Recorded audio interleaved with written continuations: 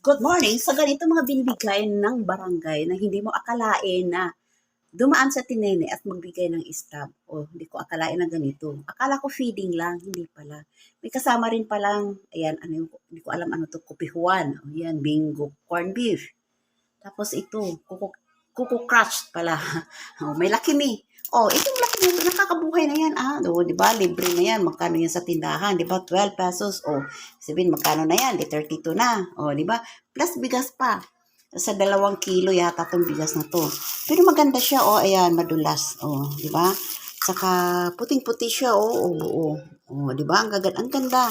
So ito hindi ko alam kung sino na sponsor nito, pero mga naka-uniform na parang sundalo yung nag-sponsor.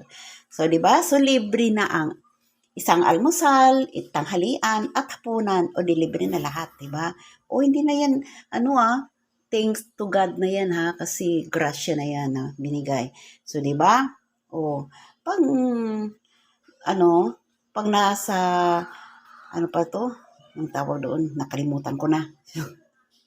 Basta ang masasabi ko lang, maraming salamat kay Kapitana at sa kay Ate Nene na nagbigay ng stab at nag-welcome sa amin na si Kapitana Alma. O, di ba?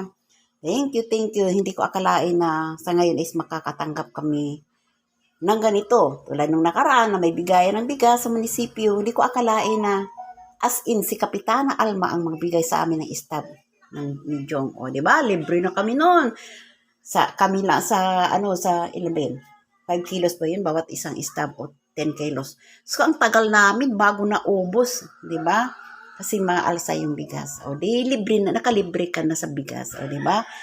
Di ba ang saya-saya dahil sa mahal ng bigas ngayon. Pag ganito, may magbibigay ng bigas, tuwang-tuwa na ang mga tao dahil malilibre na yung masisave na yung para sa bigas mo ngayon na budget. O, di ba? Thanks to God, more blessings, sana more pang matanggap. Thank you. Thank you talaga.